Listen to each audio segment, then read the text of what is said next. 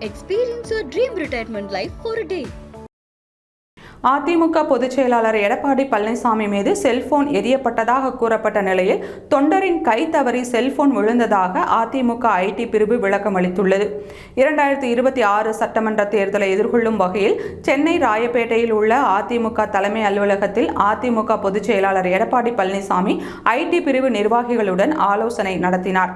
ID பிரிவின் சார்பில் வைக்கப்பட்ட LED டிஜிட்டல் விளம்பர பலகை, ஹேஷ்டாகுடன் கூடிய விளம்பர பலகை முதலியவற்றை அவர் திறந்து வைத்தார்.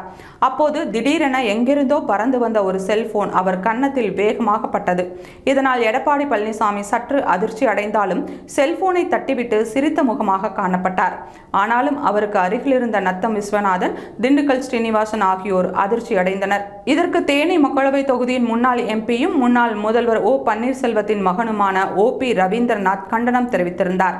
இந்நிலையில் எடப்பாடி பழனிசாமி மீது செல்போன் வேண்டுமென்றே எரியப்படவில்லை என்று அதிமுக ஐடி பிரிவு விளக்கம் அளித்துள்ளது. இதுகுறித்து அதிமுக ஐடி பிரிவு செயலாளர் ராஜ் சத்யன் கூறுகையில், அதிமுக பொதுச் செயலாளர் எடப்பாடி பழனிசாமி LED டிஜிட்டல் பலகையை திறந்து வைத்தார். அப்போது தொண்டர்கள் அனைவரும் கோஷமிட்டனர்.